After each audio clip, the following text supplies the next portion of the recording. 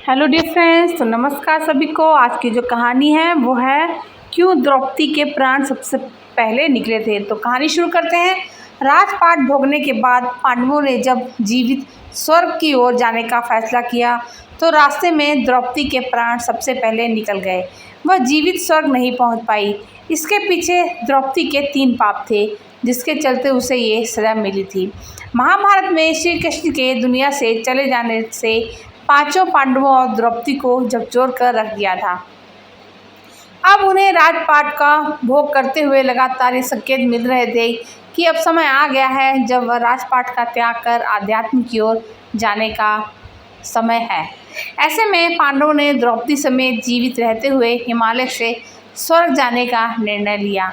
हिमालय से स्वर्ग जाने का फैसला तो पांडवों ने कर ही दिया, लेकिन जीवित स्वर्ग पहुंचने का फैसला बिल्कुल भी आसान नहीं था और स्वर्ग के रास्ते पर सबसे पहले द्रौपदी लड़खड़ाई और फिर गिर गई। पता लगा कि उनके प्राण छूट गए हैं। इसका अर्थ यह था कि अब वह जीवित स्वर्ग नहीं जा पाएंगी।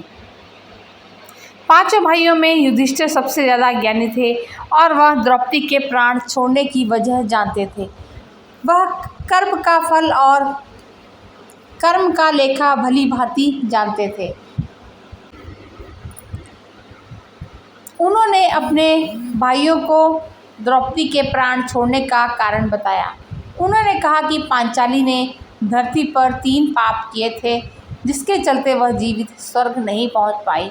बाकी 4 पांडवों ने जब बड़े भैया युधिष्ठिर से इस बारे में जानना चाहा तो उन्होंने बताया कि पहले पाप के बारे में बताते हुए उन्होंने कहा, द्रौपदी पांचों पांडवों में अर्जुन को सबसे ज़्यादा प्रेम करती थी।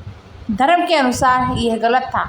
उसे सभी भाइयों से एक समान प्रेम करना चाहिए था, यही उसका कर्तव्य था। लेकिन उसने अर्जुन को सबसे ज़्यादा चाहकर घोर पाप किया।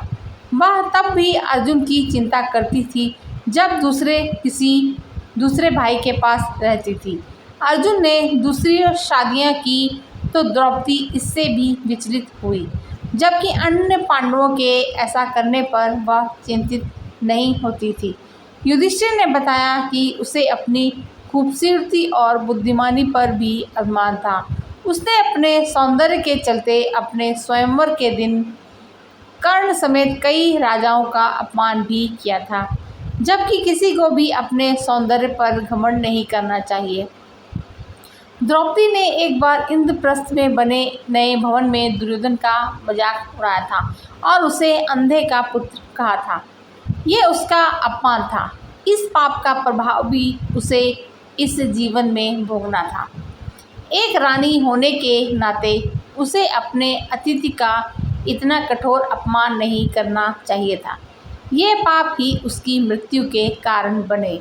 तो फ्रेंड्स, ये थी हमारी आज की कहानी। हमारी आज की कहानी आपको कैसी लगी कमेंट में बताइएगा और इसी तरह मनोरंजन, धार्मिक और मोटिवेशनल कहानियों के लिए हमारे चैनल पे बने रहें और कहानी सुनने के लिए आप सभी का बहुत बहुत शुक्रिया।